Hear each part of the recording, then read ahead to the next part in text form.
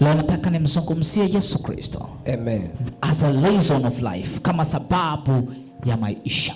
Toka mwanzo mpaka Ufunuo, Biblia inazungumza kwa habari ya Yesu.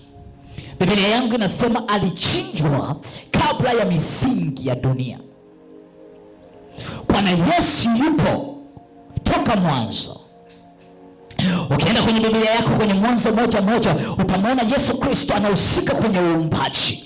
Ukienda kwenye Kutoka utamwona Yesu Kristo as a pillar of fire, anawalinda wakati wa usiku kama mwale wa mwanga. Ukienda kwenye kitabu cha Daniel utamwona Yesu Kristo anawatokea kama mtu wa nne. Tunamwona Yesu Kristo kwenye Agano la Kale anatenda. Yupo. That's why leo yupo. Waanzilishi wa dini zote, dini mbalimbali duniani, walioanzisha walikuwa hawajui njia, hawaelewi njia, wanafundisha watu kuijua njia. Lakini Yesu Kristo anapokuja anawaambia mimi ndio njia, mimi ndio njia ya kweli na uzima.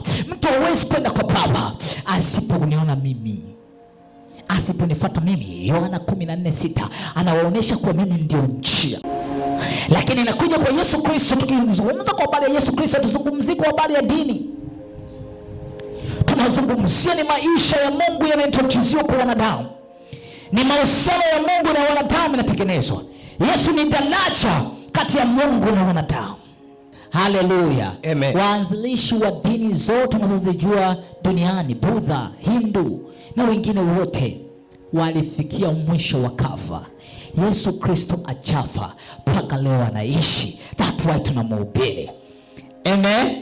Mwambie rafiki yako ambacho unahitaji sio magari, sio nyumba. Sijakwambia sio vya muhimu. Sio ndoa. Sijakwambia ndoa sio ya muhimu. Lakini you're supposed to have Jesus first.